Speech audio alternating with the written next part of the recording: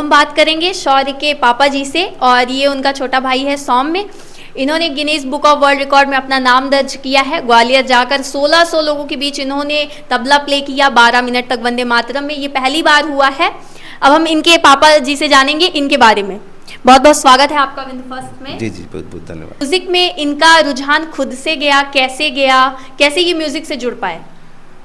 Music में इनके जो रुझान जो आया, उनके मामा जी हैं, छोटे मामा जी, वो ढोलक बजाया करते थे, तो ये उनके साथ बैठते थे।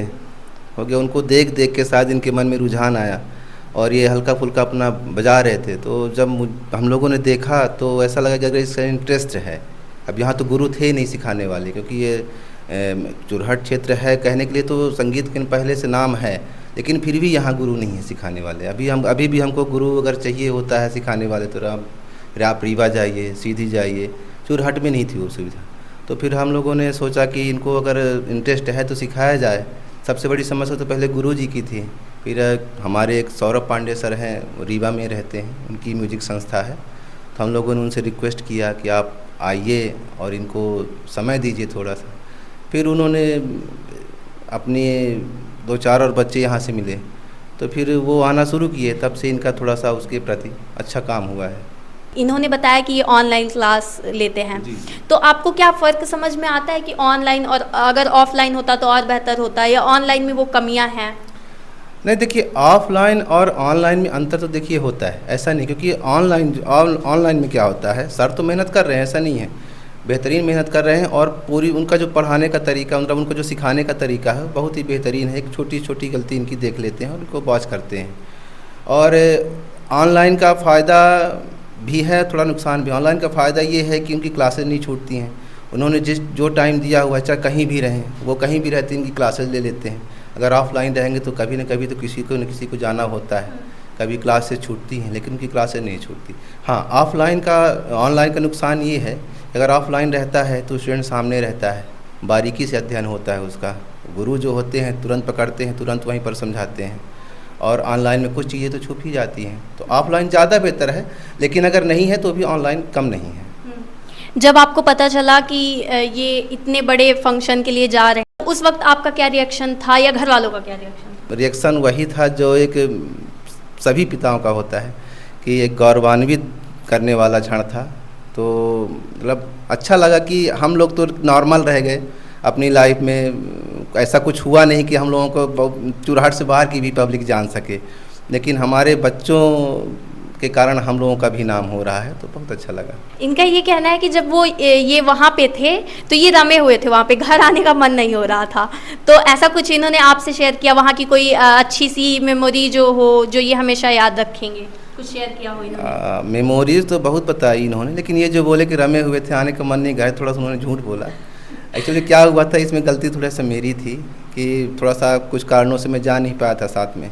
और वो जहाँ प्रोग्राम हो रहा था, तो वहाँ पर इनको, जहाँ ये लोग रुके हुए थे, वहाँ से जहाँ प्रोग्राम हो रहा था, किले में प्रोग्राम हो रहा था, तो इनको सफ़र जो दूरी थी वो ज़्यादा थी।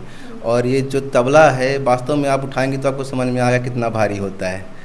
तो ये तबला खुद उठाते थे, लगभग 2 से 3 किलोमीटर चलते थे पैदल। तो एक दिन तो उन्होंने चल लिया, दूसरे दिन जब गए तो उन्होंने फ़ोन लगाया और रोने लगे, बोले कि आज के बाद मैं नहीं आऊँगा। तो कि वो तो नॉर्मल था, दर्द कर रहा था, परेशान थे, इसलिए बोले। बाकी रमे हुए थे, ये सच है, और मन नहीं था इनका आने का, लेकिन थोड़ा सा परेशानी हुई थी। ये वो जगह है जहाँ बीरबल जैसे विद्वान पैदा हुए हैं, जो अकबर के 9 रत्नों में से एक थे। यहाँ से केंद्रीय मानव संसाधन मंत्री और चीफ मिनिस्टर जैसे पदों में रहने वाले लोग हुए हैं। अब रही बात संगीत की, तो ये तानसेन की धरती है, ये पूरा हमारा रीवा। तो यहाँ जो संगीत है वो यहाँ के फ़िज़ाओं में, यहाँ की हवाओं में सम्मिलित है।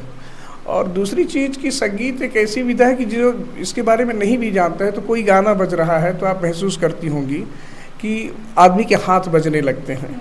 हमारे पुराने समय में, जिस समय हॉस्पिटल नहीं हुआ करते थे, तो जो हमारी माताओं और बहनों के को जब प्रसव पीड़ा के दौरान जब बच्चे होते थे, तो उस समय सोहर गीत गाते थे।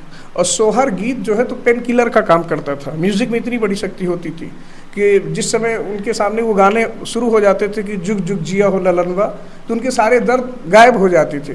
तो ये संगीत एक थेरेपी है। तो मैंने सोचा कि भाई जब ये थेरेपी हमारी फ़िज़ाओं में है, हमारे उसमें है, तो क्यों ना। और मैं इसके लिए सत्यम को बधाई देना चाहता हूँ कि हम लोग बैठे थे और ये बात हुई कि यहाँ पे रामायण लोग गा रहे हैं, लेकिन एक मंच की तरह नहीं है, तो क्यों ना कुछ ऐसा क्लासिकल तैयार किया जाए। और पांडे जी थे तो वो मिले और फिर बच्चों ने शुरुआत वहाँ से किया और फिर अलग अलग तरीके से अलग अलग गुरु मिलते गए, तो बस कारवां बढ़ता गया।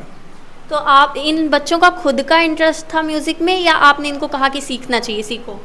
नहीं, इंटरेस्ट तो शुरू में था, लेकिन फिर जो साधना जिसको कहते हैं ना, वो साधना तो फिर खासकर मैं अपने बच्चों को देखूं तो शुरू में हर चीज़ में कि नहीं, उनको वायलिन अच्छा लगा तो वायलिन बोले कि हाँ मुझे वायलिन सीखना है, लेकिन फिर उसके पीछे जो रिदम बनता है, प्रॉपरली जो तरीका है, उसमें फिर बच्चे लेज़ी होने लगते हैं। तो उसके लिए हमें फिर प्रयास करना पड़ता है कि नहीं, तुमको सुबह 4 बजे उठना है, तुमको ये करना है।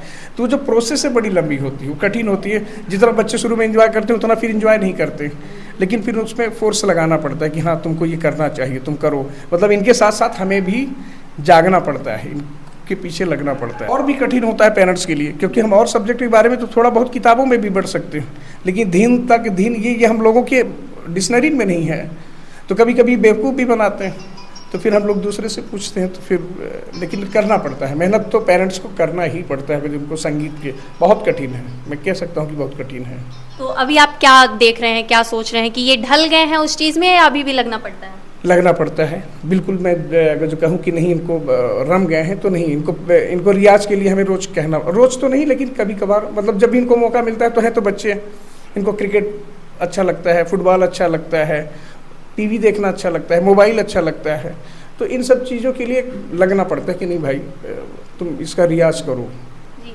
एक मैसेज हमें मिला यहाँ पे कि पेरेंट्स को लगना पड़ता है बच्चों के पीछे। हम कभी कभी होता है कि हम बच्चों को फोर्स करते हैं कि ये करो या पढ़ाई ही करो, लेकिन इनकी खुद की परीक्षा होती है, ये खुद इन बच्चों के पीछे लगते हैं।